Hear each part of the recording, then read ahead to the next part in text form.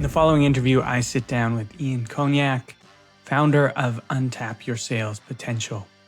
He also had a historic run at Rico and Salesforce as a top strategic AE. You can join our conversation as we dive into really his transformative journey from a near-death experience into a mission of honesty and healing and confronting hidden struggles like addiction and betrayal, and how that can lead to profound personal and professional growth. This episode is a wake-up call for sure for anyone seeking authentic success and deeper connection. But before we get there, a quick shout out to our sponsors. This episode is brought to you by Enfold. 5 days really can change the course of your life.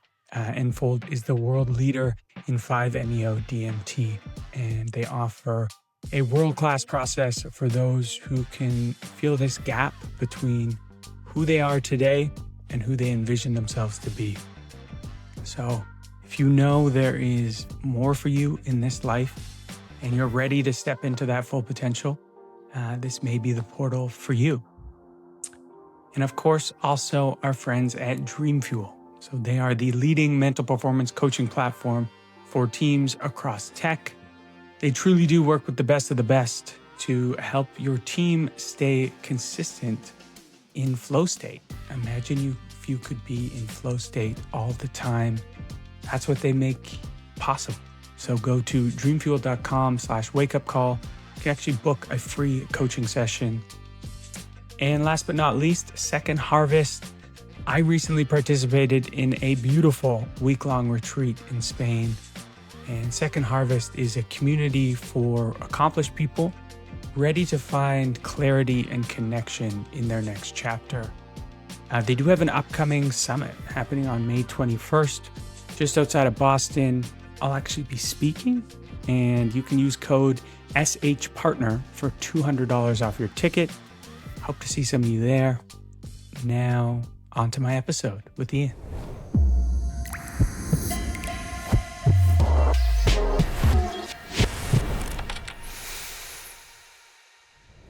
Ian, what's up, brother? What's up, Scott? From LA to India. You, from LA to India. LA to Goa, India. Pretty amazing, right? It is cool, man. The beauty of being able to connect everywhere. And man, I gotta say, just before we kick off, it's been 9 months now since I started this little project on the back of, walking away from GTM Fund and, really walking away from my entire life. I sold my house, so I walked away from the fund. Spent 5 years building, and as soon as I started this project, I knew I wanted to have you on as a guest because I was very inspired by how you talk openly and honestly about your success, which you've had an incredible amount of success, but you didn't leave out the messy parts. And that's kind of what this podcast is about, is highlighting some of those messy parts, not just for the sake of it, but so other high performers, ambitious people that are listening who may be struggling know that other people struggle too. It's like kind of a prerequisite for pushing it hard. So just wanted to let you know that, man, that you're an inspiration behind some of this. Thank you, Matt. I think it's important work you're doing. I love the name Wake Up Call. It's a good way to describe it, isn't it? Totally. And usually the only bad thing is it sounds like you only have one wake-up call, like there's one big epic wake-up call and then you figure everything out. But what I've come to learn, at least in my own journey and a lot of people I talk to, usually it takes like 5, 6, sometimes 7 wake-up calls. Yeah, it took me a lot, man. I didn't learn until, I'm sure we'll get into it, but like there's a reason people call rock bottoms rock bottom because there's nowhere else to go. So I should have had rock bottoms, but I didn't necessarily learn until it really gets bad. So I think that, there's the nudges, and then there's the feathers, and then there's the bricks, as they say, and the bricks will knock you down. The feathers will tickle you a little bit, but usually it takes a brick before you wake up. Totally. And we'll talk about some of those bricks today. let's get right into it, man. So if you can, like, paint the picture of your life pre-wake up call, because you were rocking and rolling. You Yeah. are in corporate America at one of these SaaS darlings. Yeah, paint that picture for us. So I want to talk about 2 wake-up calls today. One was Cool. leaving corporate to go into become a founder of a coaching business, which was a big wake-up call. And the second one was a much bigger wake-up call, which is getting sober, and specifically, saving my family and living, a spiritual life and becoming a Christian, and so they're very different, but the first wake-up call was really I'd been in corporate sales. This was back in 2018, and I had been selling for 17 years, since 2001, and I had a lot of success, but I wasn't fulfilled. Um, I had made a lot of money in corporate. I had, gotten to number 1 at Salesforce, beautiful family, beautiful home, but my life was constantly grinding and chasing of achievement, success, money, and every time I hit the next milestone, I felt empty. Called it a commission hangover, and I'm like, "What is going on?" And it was just this I didn't know. I just knew this was the way that I thought I was told I'd be happy if I had success or money or family or, health. I had everything. And it was like, I think I was just going so fast that I never really took the time to like reflect or enjoy or even, I didn't even know what I didn't know. And my first wake up call was interesting because it wasn't like an addiction thing. I got stuck upside down on a roller coaster at Six Flags Mountain. I'm not kidding. So No I way. was stuck up one of these flying roller coasters. It's one of the Mm. ones where the track is above you, so you're Mhm. hanging with a little bar and staring down. Well, at the very peak of it, we stopped. So I was staring 180 feet down, 18 stories to cement, and the ride just completely stopped. It was just like silence. We're like, "What? Is this part of the ride?" And then, like, it didn't go anywhere. We're like, "Oh, shit." And so I was up there and, you know, it was okay for, like, the first couple minutes, but then I started to get really scared and nervous, and then people started panicking, and people were like, "Get us down." People were screaming, someone passed out behind us, and, we ended up being stuck up there for about 30 minutes, and I had a true fear that the ride was gonna be resetting in the bar because it was flying was gonna go up, and I'd be hanging, and I would die. So I thought I'm sure the same chemicals, whatever DMT or whatever gets released in your brain before you die, that I was getting flooded with that because all I could think about was my family and my wife and my son, who was I guess he was 2 at the time, and I'm like, "If I died now, my life would have been a waste." And what came to me in that moment is that I had been very self-absorbed and very greedy and very focused on myself and hadn't been serving other people. I'd taken basically what was like a very loud flash to me was that God was talking to me in that moment. And he said, "You've been given all these gifts and you used it for your own selfish ambition, selfish pursuit." And I was like, holy shit. See, I had gotten to the elite of sales. I had made all this money. I'd learned all these lessons, but I just kept it to myself. I wasn't serving. I wasn't sharing. I wasn't speaking. I wasn't doing anything. I was just selling. And the first wake up call was, you need to serve. Ian, you need to actually help other people. And so I started praying, and I was never a religious or spiritual person, but I just prayed. I said, "God, get me down. I promise I'll start helping people. I don't know what that looks like. I just promise I'll start helping people." And Mhm. nothing happened. And then I said, "God, get me down right now. I will start immediately." And I'm not kidding. The ride took off. I'm like, okay, I'm a believer. So it's like an instant conversion to there is something greater than me. It's metaphysical. It's real. And, um, you know, it was like a promise I made to God that I was going to start serving. So I kind of shifted at that time from like me to others. And I started on Instagram just making videos. I didn't have a coaching business or anything. I'm going to make a video every day to serve people. And it's still up there. It's like, this is like a project, but it was like, if I die, at least I'll take the knowledge I have and get it out in the world. And, this thing organically blew up into speaking engagements, coaching business, clients, and ultimately revenue. And it was never intended that way, but people said, wow, can you help me with this or that and that? And, I was at Salesforce.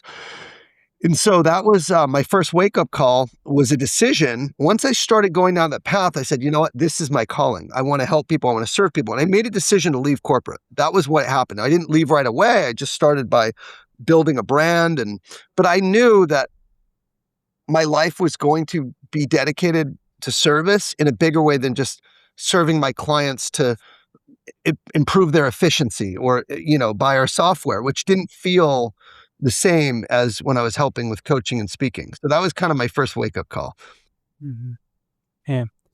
Thanks for sharing. That must have been wild, up 18 stories. I have some experience with DMT, so I wonder if it actually was DMT. I was were you like telling you. having like visions or like my whole, I had flashes from different areas of my life, from my wife, from my children, from moments. It was like this, I thought I was going to die. I truly believed I was sitting there. So whatever you think, because we're just hanging. And again, people were screaming. It was on film because people were filming it at the bottom because it was, so unusual to have that happen. It was freaking horrible.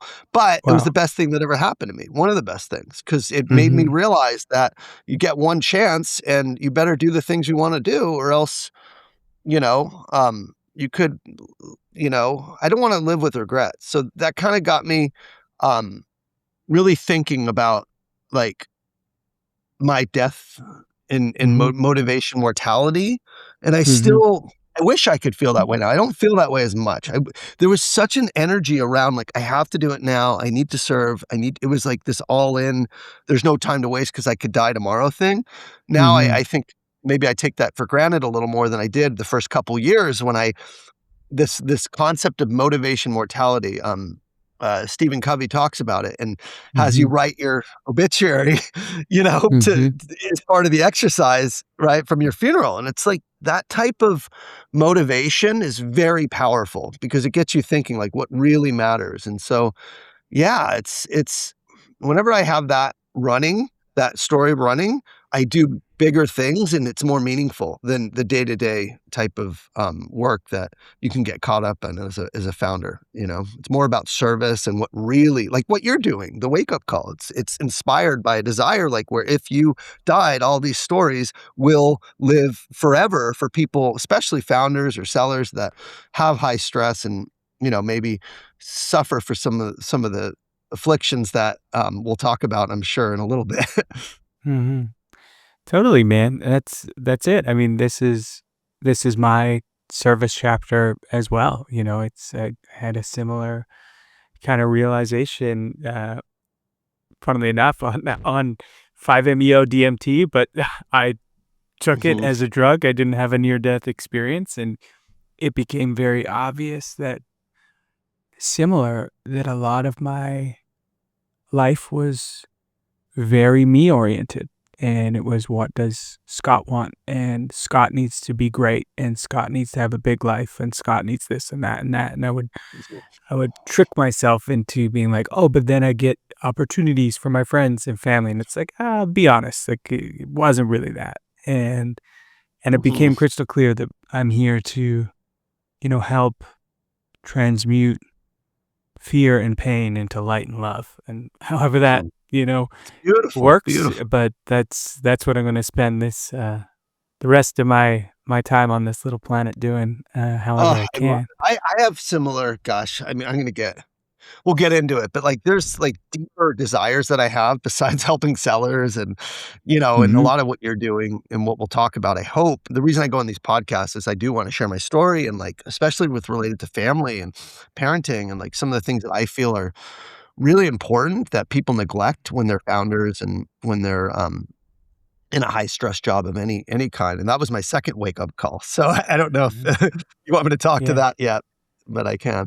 Well, we'll get there. One of the things, and we can get philosophical, we can get deep spiritual, wherever you want to go. But I'm curious because like I've dissected a lot of my past. I talk to a lot of high performers, and there's these different themes that come up. Do you think the fact, which we'll get to, that you have this addictive personality, which usually stems from some traumatic experiences, like, Sure. do you think that that actually propelled you to be, it's not natural to be the number one AE at Salesforce. That's one Yeah. in, 10,000. So do you think some of those things were a feature, not a bug for the way that game is set up if you're strictly Yeah. just talking about success and money? I think it serves getting wealthy, and I think it serves being successful when you have a insatiable appetite for success. And I think that you can't get to that level of athletics or business or, sales acumen or growth in a startup. Our company grew 50% last year. We made the Inc. 5000 and as a coaching Congrats. business, which is insane. But That's huge. there's no way this happens if you're not kind of sadistic Yeah, in yeah, terms of like self-punishment. I think yeah.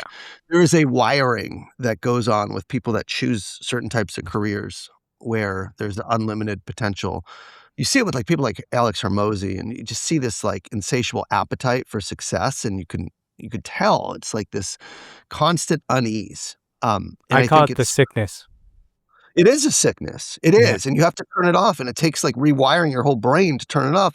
But I will say it has served me. I wouldn't change a thing. There's no world where I can go leave corporate and become a full-time coach had I not made the money to have the financial cushion because I was providing for my family. My wife is a full-time mom and my kids, and Mm. my son's on the spectrum and needs special care, and we just have a high expense lifestyle. And if I hadn't had that level of success, it would be a lot harder for me to say I'm all in with my dream. So I do think that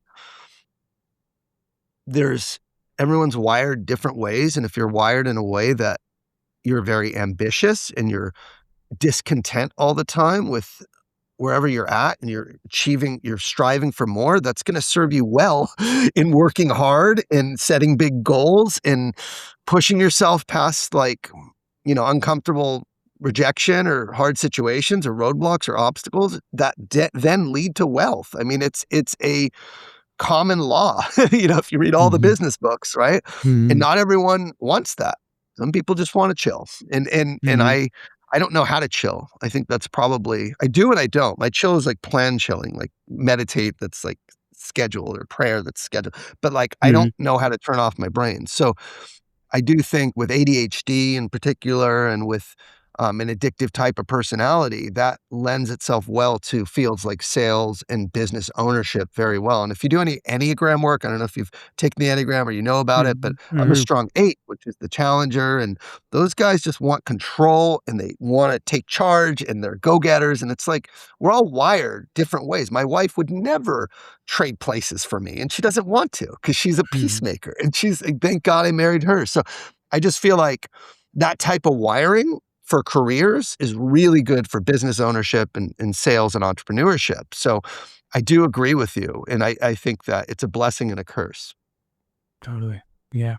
You got to find ways of like harnessing that shadow side to serve you and not you serving it. I know in my own Totally. journey, there was times I call my kind of aggressive ambition win at all costs part of me, which is great sometimes, like the Viking. But there was times when, Mhm. like years when the Viking was running the show, and that's not good because he can Yeah. create, but he also destroys like just It's the as quickly. workaholic. It's the Yeah, workaholic. It's the aggressor. It's the bully. It's yeah, the I do men's work and we talk about shadow work and the yeah. archetype is called the warrior and the warrior's Hmm. shadow behavior is like dominance and, you know, Hmm. fury. It's rage. Hmm. And that, yeah, I felt a lot of that. Hmm. And it translates to workaholism, to stress, and ultimately, if you have that much stress and the reason my work now is getting out of that, I'm actually shifting my business greatly this year, is because of leakage, this idea that it's gotta go somewhere. right? When you're Mhm. that wound up, when you're that stressed, it's gonna come out somewhere. It's gonna come out with addictions or temper, like, that is completely out of character, or shadow behavior where you're keeping secrets like I was, and I think that the key is sustainability, right? You wanna have a sustainable pace, not just in your work hours and your work intensity, but also in your stress level and your way of being, if you will, just being able to work in a calm, peaceful manner, even if you have a demanding job. So I've been working on this for, the better part, I would say, of the past 4 years to take this ambition and drive and just let go of outcomes and also let go of like the frenetic pace that was dominating me for so long. Yeah. Cause it's But harmful. It is harmful because you end up like it's gotta come out somewhere. That's all I can say. So I see that all the totally. time with founders and addicts and salespeople where it's just leaking in unhealthy shadow behavior. Mhm. Yeah. Uh, I'll say this and see if it resonates with you. When I was running at that pace, this unsustainable pace, because that's what we did for 4.5 years, like starting this fund, raising all this money, going, going, going. Mhm. There was a point where I woke up and every day felt like the most important day of my life. Every Mm, single day. And so when you're operating from that framework, mhm. every sacrifice is worth it. Nothing matters. Like, this is the most important thing. And I was so myopically obsessed. And that just like kills you. Talk about like leakage. Like, you're so high strung that I Mhm. couldn't even sleep. I would sleep like 3 hours a night, because you're just so wired. And it's really crazy looking back now with some space. Did you have that when you were, pushing, pushing, pushing in 17 years where like For everything me, just feels so important, I even though it's had it not? come out with addiction. That's what I had. So I was of the work hard, play hard, work Mhm. hard, release hard. Mhm. So my, I'll just get into it. So my Yeah. whole kind of sales career was this. It's interesting because my family, I have a whole family of addicts. My dad was an alcoholic. He died when I was pretty young. He was only 53. Um, all the men in my family have addiction issues, and I was an addict too. I call that part of me like the addict, even though I'm not using. It's still, Mhm. it's a feeling. It's a Yeah. feeling that I need something. I need to escape. And so I would work really hard, and then I would play hard, and that was a pattern for me for most of my 20s.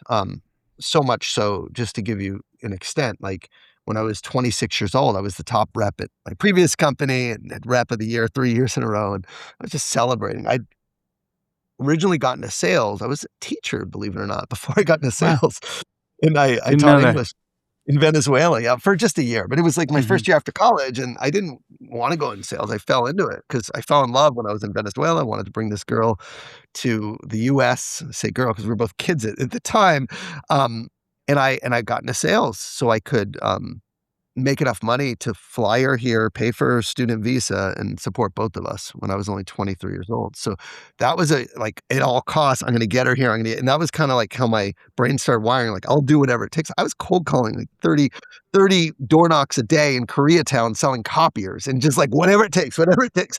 And that was my wiring. And I brought her here and it was great for a while until she cheated on me.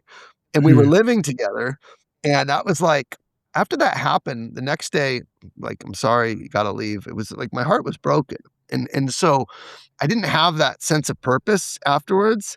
So when I got all this money and I was doing well, I kinda, like, blew it in a way. I'd go to Vegas and I'd gamble and I'd go to strip clubs and, waste money there and drink and take drugs, and it was just like I made more than I consumed. It wasn't like I was in a ditch or anything, but I definitely had this like, when you don't value yourself and your life and your health, you're going to harm yourself, right? And that was what I was doing. I was living a lifestyle where I was 2 people. I was one hardcore worker, and then I was one hardcore partier, and it was like this cycle I was in for many years in my 20s, until I met my wife, and then I was like, "Okay, she's gonna tame me, whatever." And I was for the most part. I got married, and I calmed down, and but I had this dark side that she didn't know about. My wife's a devout Christian, and um, when I'd go like away to Dreamforce or when I'd go to conferences or go out, It's traveling, on. I was gone, and I just did shit Yeah. that was shady, I did shit that was shady, and I thought it was fine. Um, and I think that if we think about, I was looking at stats this morning, and it's what I did, no one really talks about, but it's widely common in especially in the business world and the sales world, and it's keeping secrets from your spouse and your partner, right? And so my secrets were things that I knew she wouldn't approve of. So, for example, if I went to, Dreamforce, I would go to strip clubs, and I knew she wasn't cool with that. And most people will say, "Well, no big deal," or some people would say, "No big deal." But if your wife is not cool with it, it is a big deal because Mhm. that is a form of betrayal. You're not Mhm. only doing something that's not okay with it, but you're keeping a secret from somebody that you love, and that breaks trust and intimacy, even if they don't know about it. You're carrying secrets, and these secrets tend to add up and add up. And so again, I don't need to get into too detailed, but I would watch porn and I would, just do shit in my marriage that fundamentally I knew that she wasn't cool with because I thought that's what guys do. And that was kind of my way of escaping, getting drunk, smoking a joint, watching porn, and I think it was probably I thought it was pretty normal. It wasn't like, oh, multiple times a day or anything like that. It's a few times a week, no big deal. But, you do that for 7, 8 years in a marriage, right? And the interesting thing is my wife, this is when we got married, she made me promise her, Scott. She said, "Ian, whatever you do for your bachelor party, please don't go to a strip club. I consider that cheating." She told me that. Mhm. She was very clear. And I said, "Why do you think it's cheating?" He's like, "Well, looking at another woman naked besides me, if you're gonna be your wife, like that that's not okay. And having someone grind on you and touch you, like, how is that not cheating?" Mhm. I'm like, "Well, okay." Well, I didn't go to a strip club at my bachelor party. I went 2 days later by myself before I got married as one last hoorah. So, that was kinda the way it went. It was like, "Well, she's, a little bit extreme. I'm just gonna do it." But I, like, did it in secret. So, Mhm. anytime you're doing something in secret, not telling and this I'm not talking it doesn't need to be strip clubs or porn. It could be weed, it could be booze, it could be, Adderall, it could be gambling, whatever. Anytime you're doing something in secret, right, Mhm. you're only as sick as your secret. So, I had a lot of secrets. I would get drunk, I would gamble, I would take Adderall, for a long time, and I just had this addictive personality that, was not hurting me at work, but was hurting me in my personal life in a sense where I couldn't be honest fully with my wife, and I hadn't broken the cycle of addiction that was in my family. So there's an old saying, "It ran into my family until it ran into me." And I didn't it was gonna go right through me to my kids if I hadn't make the change. So that was really my second wake-up call is when I got sober and when all of my secrets came out, and I can talk to that, but I do think that, that was my form. It wasn't like I wasn't sleeping and just obsessed with work. It was I would be Mhm. going hard, and then I would release it, and I'd feel fine, and I could sleep like a baby, but it was like this Mhm. shadow behavior that was my form of stress relief that I was going to, and it was a Mhm. cycle that I would do, and it would yeah, that was kinda where I was at for most of my adult life until I was 41, maybe 6 years ago is when I changed everything.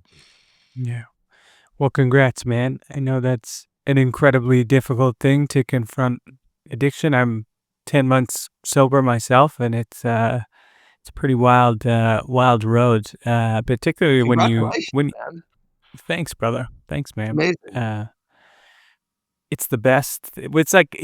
It's the best, and I also don't like to be like, oh, being sober, like, fixes all your problems. It's actually the opposite. I realized, You just come to all work, of these things I and was then you like just realize how you medicating. are. You're not Yeah, medicating, yeah, exactly. that's right, I'm that's like right. fucking 33 and just learning who I am is kind of weird, but it's cool. At least I'm not numbing it all away. Well, the reason people use anything, including your cell phone, including going to any distraction, it's like addiction's misunderstood. It doesn't need to be like, substance. It could be, processes like going on a phone. it's because they don't know how to sit with themselves. Totally. That's the core reason is they're uncomfortable just being with themselves, so they can't. Mhm. It's like because then these feelings surface, and when you get sober, you're forced to face your feelings, and you're Mhm. forced to find tools and healthy ways of coping.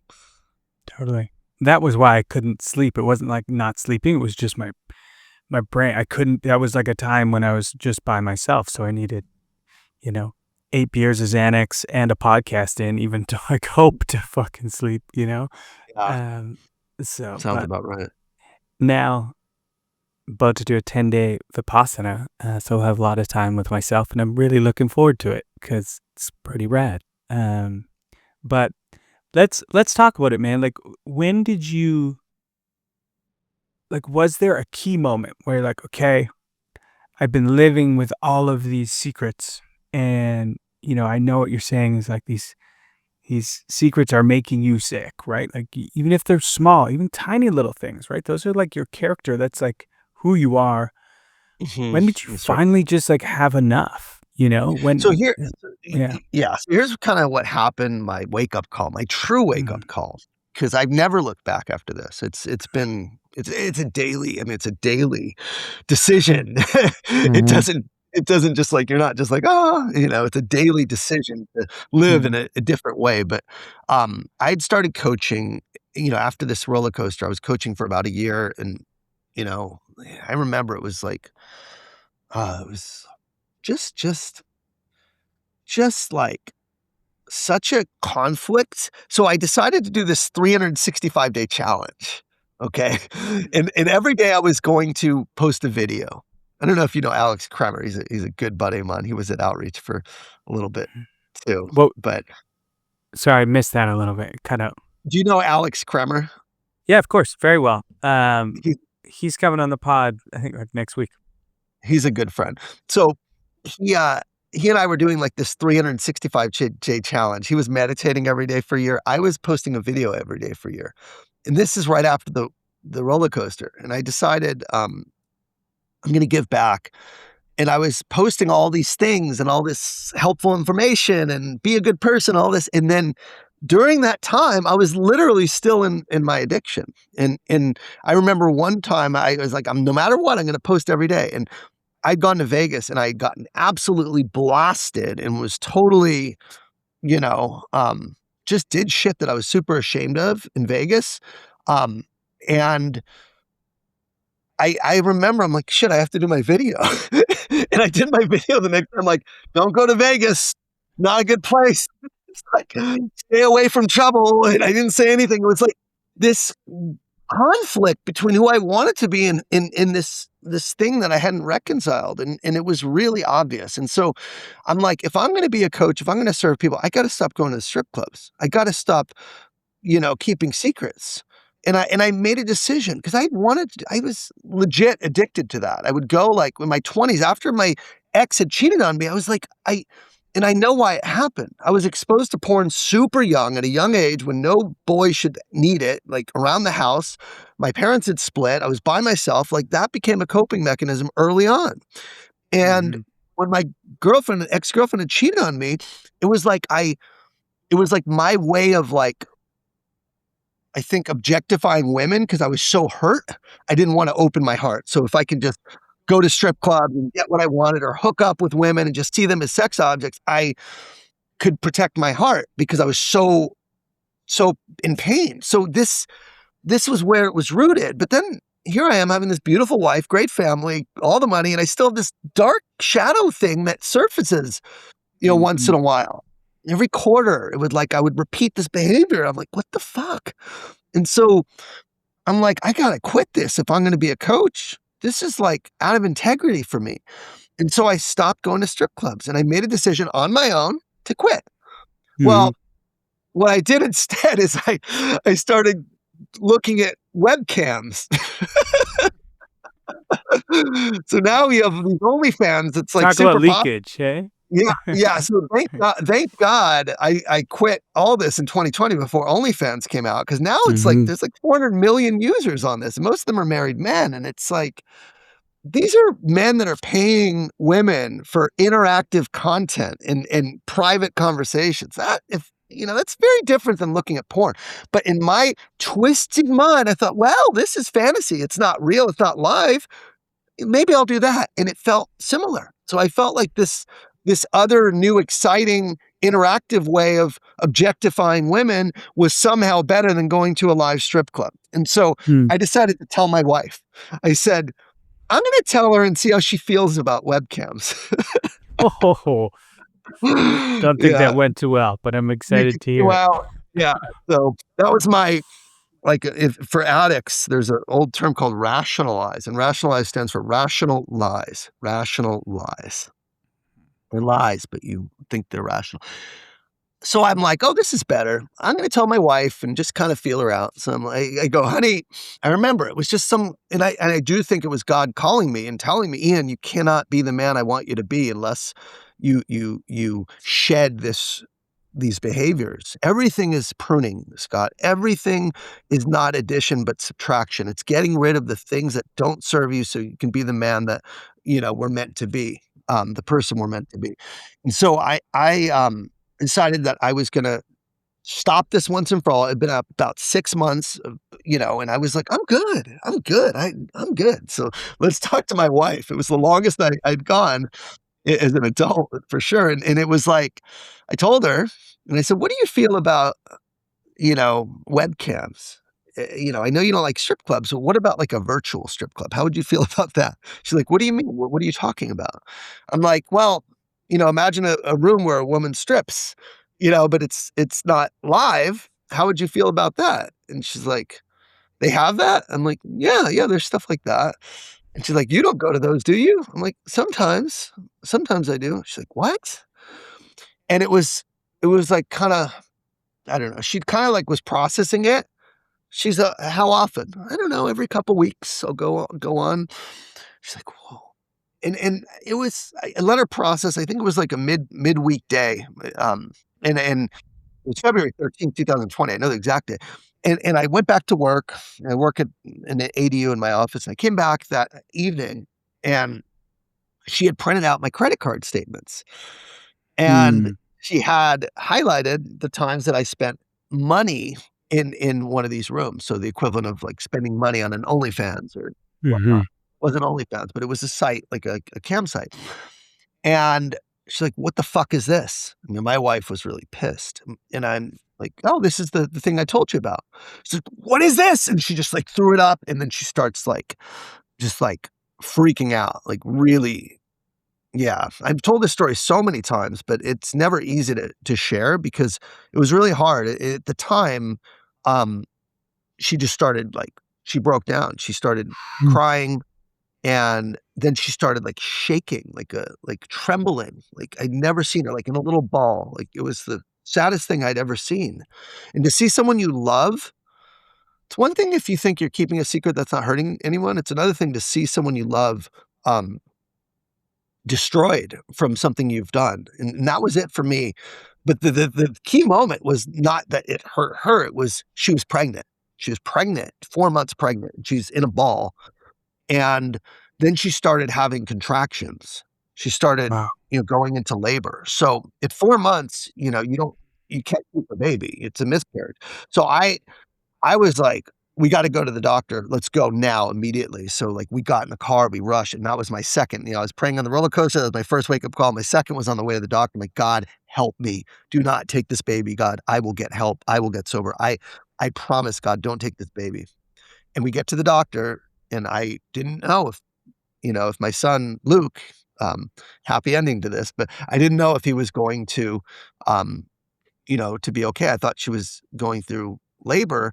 And the doctor puts his ultrasound device and waits a long 30 seconds and, says there's a heartbeat. The baby's okay. And I'm like, oh, thank God. What is it? What's going on? He's like, these aren't labor contractions, Ian. These are stress contractions. Feels the same, but it's not labor. Her body's going into stress, trauma. And that was, I was so thankful, but that was it for me. That was the day my life completely changed. And interestingly, the doctor asked me, he's like, what, did you cheat on her? And I said something like that. And I asked him, do you see this? Have you seen this before? He says, I see it all the time. married men who are keeping secrets that come out when a wife is pregnant and that traumatizes them so much they think it's labor. This was a regular occurrence. Um, and so yeah, that was when I made a decision to quit any type of compulsive sexual activity, pornography, strip clubs, any of the related, massage parlors, anything like that, done. So it's been now coming on 6 years. Congrats. And yeah, and it's interesting because I quit that and then all these other addictive behaviors kinda were still there, so then I stopped taking Adderall after that, because that was, like, the hardest thing for me, and then once I knew I could do that, it was like everything else became much easier, and I stopped getting drunk, stopped smoking weed, so it's like, I'll still have a drink or 2, max 2, but there's no this escaping, like, crazy thing. It's very boring. It's like a little high, a little low, very mellow, and I always say boring is beautiful. Not these Mm-hmm. extreme dopamine-inducing escape, patterns that I used to do. Um, and my marriage, I ended up telling her everything, Scott. I told her, not just about the webcams, but about the strip clubs, and I had gone to massage parlors. And I was so ashamed of these activities. I was so ashamed. I was such like I had a conscience the whole time. I was like, why do I do these things? What is wrong with me? And it was such a feeling of guilt and shame because I thought I was a horrible person. Not until I went into deep therapy and really understood that deep connection between coping and that way of coping did I realize it wasn't my fault. That I had Ooh. been exposed and this was a way of coping going back to when I was 12 years old and my parents divorced and our family went from 4 people to 2 people overnight because my brother went with my dad. Um, so yeah, there was a lot of therapy after that. It was 12-step, it was recovery, it was me confessing my wife everything. But once I confessed everything, it was like I was empty. I mean, I was clean. There was nothing I was carrying anymore. And I was damn well was I not gonna add new secrets to that. And Mm. I'm just so blessed because my wife and I have an amazing relationship. And it's just built on honesty and it's built on trust and it's built on communication. Um, and it's just so much healthier to only look to her versus looking at other women for Mhm. that lust. And Mhm. I cannot tell you how well it served my marriage to not have other outlets, um, sexual outlets other than my wife. So that was like my real wake up call is like being an honest person, a trustworthy person, a man of integrity who has nothing to hide.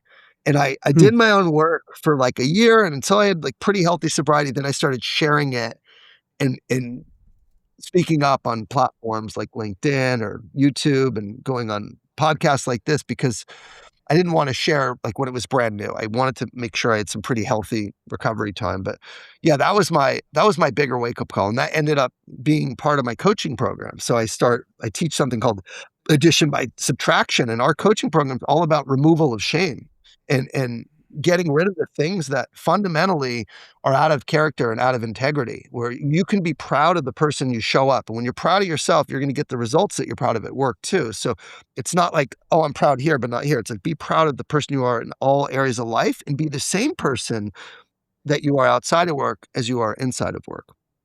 Mhm. First off, man, thank you for sharing that story. I imagine it's not an easy one to go through. It And sucks. thank God. I Yeah, I don't like I I bet, don't like man. sharing it, but it's the truth, and I Yeah, I share it yeah, with the hope that men are listening, and if men are hiding yeah. secrets from your wife, just go tell them everything you do, and if they're cool with it, no worries, but if they're not, then fucking your marriage, like, is built on a lie, and I'm not trying to call people out, although I am. I'm Mhm, calling my former mhm. self out because I know Yeah, what's on the other side of an honest marriage, so I share the details because I know this is a common problem that very few people talk about, secrets in a marriage, you know? totally.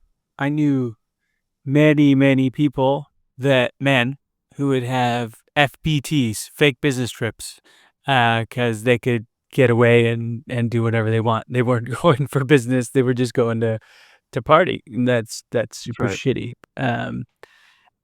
What I guess, like, you're so close to this and you coach men. what is your advice? Let's say there are some men listening and like this is hitting too close to home. Um, and they're getting a little uncomfortable. What are like the first steps if they're like, Ian, I can't just go right now and tell my wife all of this stuff or tell my partner Yeah, all of this stuff.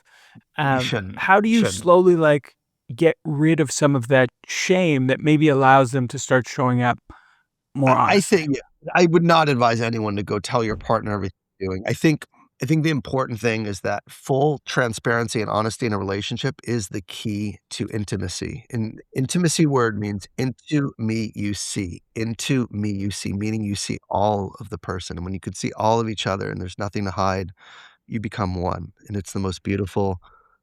It's what connection and love in a romance and relationship in a marriage is meant to be. You become one. The Bible says when you get married, you become one with your partner, and Mhm. I feel that with my wife. I truly do. This morning, I was laying on her, snuggling, hearing her heart, and just pouring my love into her, and I felt connected. It was just I can't explain it, but, Wow. I'm so grateful. I'm so grateful for her forgiveness, but for who she is, and it's like, Mhm. if you're part of I guess for any addiction, I don't wanna just talk to, like, porn. Porn's very common. I think most men do watch porn, um, and it's one thing if it's porn, it's another thing if it's interactive, it's another thing if it's live, like, there's different tiers of addiction. I can speak to this because 'cause I'm close to it, and I Mhm. can speak to other addictions in general, but what I'll tell people that are struggling is to get help. You don't need to tell your partner because that's gonna blow up everything. You don't wanna have your partner have a, you know, trauma and trembling and all this stuff that Sandy had to go through. God, I wouldn't want that on anyone. But I do think that if you're a person who struggles with addiction and you've tried to stop and you keep repeating the cycle of, maybe deleting an app and then going back on it and deleting and going back on it or saying, "Oh, this is the last time," and then you do it again, that's addiction. That's the addiction cycle, it's the shame cycle. And you've probably tried to stop many times on your own, and you haven't been able to. And the reason why is because 'cause you're not able to. If you could, you would, Mhm. right?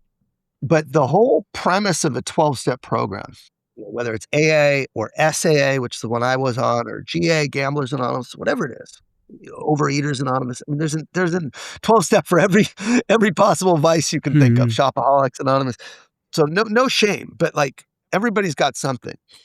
Um, and if you are a man specifically and struggling with an addictive personality and some of this stuff, I would say pick your poison. Pick the one thing that you know is has been the biggest thing for you that you're most ashamed of that you want to stop. I had a client that actually was addicted to poppers. I didn't know much about what poppers were, but apparently it's pretty big in the gay community. And I didn't have much experience with him, but I told him the same thing that you know, that I'm sharing now, which is get specialized help. So actually he found an addiction specialist that knew the struggles of pairing substance with sex, chemsex it's called. And it Mhm. was someone who was a gay therapist who knew about pairing poppers with sex. And it's like he found it. I was like so proud of the guy. So getting help from someone specialized. So I happened to see a certified sex addiction therapist. I'd gone to therapy before, but this person knew about porn and sex, right? And it was so specialized that it was like the saving grace, right? I also went to meetings. The first thing I did is I went to a 12-step meeting and seeing a whole group of men that were going through the same thing, it was, like, so comforting to know I was not alone. And so that's the first thing I would say is don't feel ashamed because you're not strong enough to do it on your own, right? If you could, you would. That's why these groups exist. That's why these special caregivers and therapists exist. That's why rehab and treatment centers exist. It's because it's impossible to do on your own, going cold turkey. And if you maybe do it on your own, it's going to leak in other areas because you haven't done the real work of facing yourself, which is part of what you have to do with the 12-step program, with therapy, and with any type of support group. So that's what I would say is go online and say, I'm struggling with this. What resources can I find to get help? Um, uh, again, if it's porn or sex, just go into Google or ChatGPT and say certified sex addiction therapist near me, and you'll get a website called Psychology Today. It'll be the first thing that comes up, and then you can go there, or you can go to SAA.org. But that applies to any type of addiction or substances, getting support and then sharing. A big part of like the process is confessing, getting it off. You're carrying all this with you, and having somebody to confess to, whether it's a therapist or a sponsor or a group, is also very powerful, because we're only as sick as our secrets. And so again, getting help, confessing, and then I would say faith is a huge one for me. Is I can't, but God can. So the whole premise of a 12-step is saying that I don't have the power to do this on my own, right? And step 2 is I trust that there's a higher power than me that can help me. So this idea that your strength is going to come from something greater than you is the most, I'd say, biggest paradigm shift and most radical concept, but it's true. It's this full surrender to God or your higher power. It doesn't need to be a Christian God or Jewish or Muslim or Hindu or Buddhist. It's that something greater than me, the spiritual, the divine, the universe, has the power that I can't. And when you give that over to God, let go and let God, that's when the miracles happen, combined with support, combined with community, combined with therapy, right? It's not a one-stop shop. It's a long, slow journey, as you know, because you've been sober 10 months. But this, to me, this admittance that you can't do it in seeking of help is the path that has the highest level of success versus cold turkey or white knuckling or just trying to willpower against this thing. Like, because the more you fight something, the more it's going to fight back. So if you try and fight, push it and push it and push it, it's going to explode. That's what happens. If you push the darkness away, the darkness is going to say, fuck you, I got you, bitch, and it's going to take you over. It's going to you're going to have a bad instance. So it's like, you got to have a relationship where you can, like you said, there's different parts of you, and you can recognize these parts and understand who's driving the car and love these parts, love your addict, love the Viking, right? That's the key to all of this, is how you view yourself versus shaming yourself and saying, what's wrong with me, and pushing it. And then it comes out again. And then you're in this cycle of shame that, for me, continued most of my adult life. So that's kind of the path that I would recommend for people struggling. Yeah. Fantastic advice, man. I know addiction wants you isolated, and it wants you to think you're smart enough to beat it. You're not smart enough to beat it. Not alone. You got to do that surrender. Surrender was so big for me in my journey. Man, I got one more question for you, and then we'll wrap this up. And you can take this kind of any way you want. Let's say tomorrow you get reincarnated as a new Ian. You don't have any of your memory. You don't. You're nothing. Nothing. That sounds terrible. And you're gonna have a new life. Another chance at being a human. But this Ian, you get to tell this new Ian 3 things that you learned on this journey that you can tell them, and then they start a new human life knowing those 3 things. What would those be? So I'm talking to my child, essentially, my Essentially, innocent yeah. Ian. It's a great question. I think about what I say to my kids.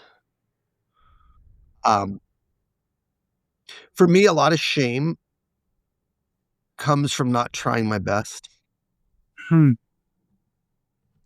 beat ourselves up because we're messing around, we're procrastinating. It's like a daily thing. And I think be kind to yourself. Give yourself grace. I've learned to give myself a lot of grace, but I used to beat myself up if I didn't work a certain number of hours a days, or if I and it's like this hate. It's like this self-hatred. So be kind to yourself and give yourself grace. We're not robots. Do your best and let go of the rest. And some days are going to be better than others, and give yourself grace when those days happen. I think that's really, really important. There's no such thing as a perfect day, and especially for high achievers, we want it to be exact, get our list done and do it this way, and it just Yeah. never happens that way. So I think, yeah, give yourself grace would be one, and be kind to yourself. Speak to yourself with love. Um, Second would be, trust God. Trust God. You don't have to do everything yourself. God has a plan for you. Surrender. Give yourself space to hear God, to hear the calling. You get wisdom when there's space, not when there's busyness. So give yourself enough space to hear and to trust God.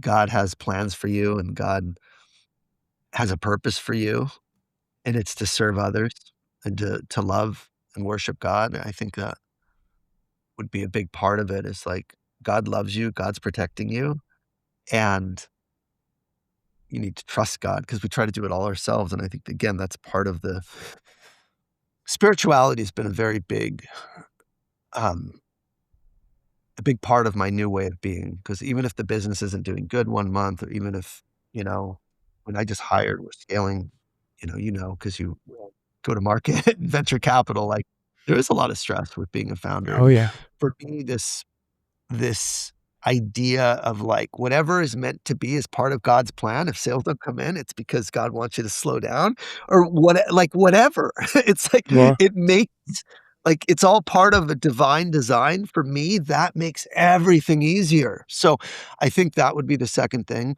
And then love others and be kind to others and treat mm, others the way you want to be treated. And just like, again, it's so cliche, but like be kind and be loving and be a good person. Like, be honest, like, be the person that you're proud of. And for me, it is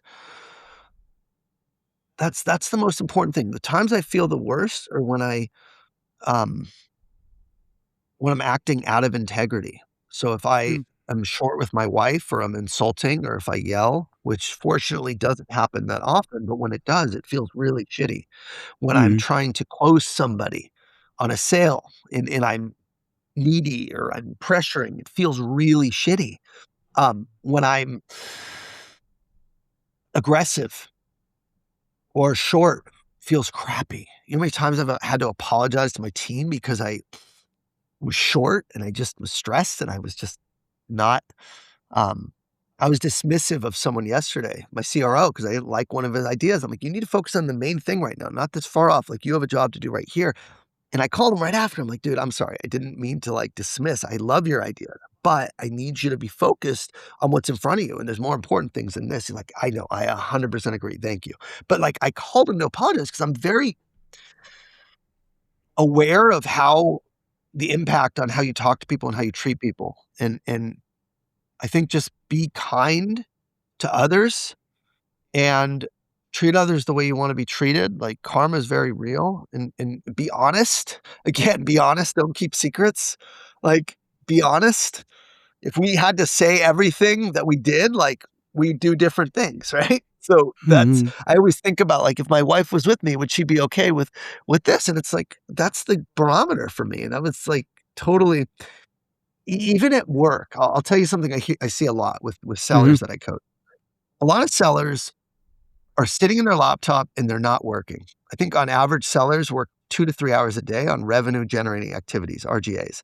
And the other 6 or 7 hours, a lot of times there's busy work, or they're getting caught up in, you know, admin, or they're just distracted and they're not even working. I mean, you ran sales teams. So it's I coach them. I have the inside scoop. I know what they're doing because they tell me they want help with it. And it's the vast majority of them aren't actually working. Um, mhm, and what happens is they get home and they're so ashamed of themselves because they weren't working, that now they go back online, or now they're thinking about work, or now they're not present with their families. So it's like they're making their family suffer and punishing their family because they didn't get their shit done during the day. And mhm, I teach and I coach to this because I say, if you want to turn it off and be present, you need to turn it on when you're working and actually use those hours. You can work an 8-hour day and it'll be the equivalent of someone's week if you do the right things. And so that's what we do. We set boundaries around hours. I mean, I was just with my wife working out before I got here. You're my first call of the day. I'll be done by 4 today. So it's like, I don't need to kill myself. Even as a founder with a very fast growing company, I'm going to set that example. And I want my team to do the same thing because I want people to, I don't want the leakage. I don't want the stress. I want them to pour into their families like I'm doing. And I, I bring this up because, again, the idea of like work like someone's with you watching all the time, right? Releases shame. If you do your best and you actually, get your work done in the right areas, you can be present at home. So I work as if my wife's right here, my kids are right here. Because if I have this phrase that I coined, it's called the golden rule of time management. And it says the quality of time you spend at work determines the quantity of time you spend outside of work. I like that. That's a good one. I think to myself, if I'm messing around, I'm robbing my wife of time because I'm going to have to go back online later, or I'm not going to be present with her. So it's like, I really want to work with high quality. And so again, this idea of do your best and let go of the rest and be honest to yourself, do what you say you're going to do, keep your word. I guess would be the third thing. It's like, keep your word to yourself. Because when you trust yourself, other people will trust you. And that was the issue that I had, is I didn't trust myself and I beat myself up. So give yourself grace, do your best, and trust God. Keep your word to yourself first so that you can keep your word to other people. I love it. Great advice, my friend. That's a good way to wrap up. Be kind, trust God, love others. There's a couple other ones, but those Keep your three, word if to you do those, yourself. you're doing pretty well. Yeah. You know, And keep your word to yourself. And give and keep yourself your word to grace yourself when you for fall sure. short. Give yourself Yeah. grace. I gave 5. I should have done 3, but they're all kind of interlinked together. Totally. Well, Ian, thank you, brother. Thanks for sharing openly and honestly. I enjoyed this conversation. And to all our listeners, thanks for rocking with us, and we'll see you next week.